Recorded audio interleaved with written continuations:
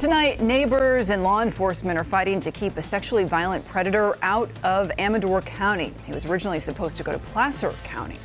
Well, he could be placed here out in a rural part of Amador County off Shake Ridge Road. So why is he headed to Amador, and could a sexually violent predator end up in your neighborhood? CBS 13's Julie Watts is getting answers. Well, the short answer is a judge ruled there's no suitable housing for a sexually violent predator in Placer County. A state contractor, though, did find a home in Amador, but neighbors there are concerned because William Stevenson reoffended the last time he was released.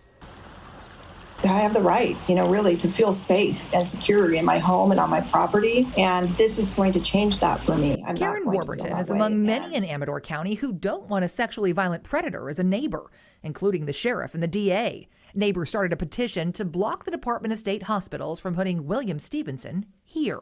We have relatives that are children. Stevenson is a repeat offender with a criminal history dating back to the 80s. He was convicted of 3 sexual assaults in the 1990s, sentenced to 31 years in prison.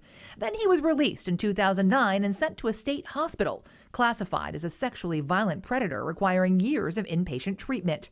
He was later cleared by a doctor and given conditional release in 2014, but he was rearrested on child porn charges in 2017 and sent back to prison, then back to the state hospital, and now he's going to be released again. Now, even though his original crimes were in El Dorado County, the State Department of Hospitals housed him in Placer County when he was released from the hospital the first time around. That's where he was arrested again in Roseville on child porn charges. But this time, neither the state contractor nor a search committee could find suitable housing in Placer County or in Sacramento County, where he has family.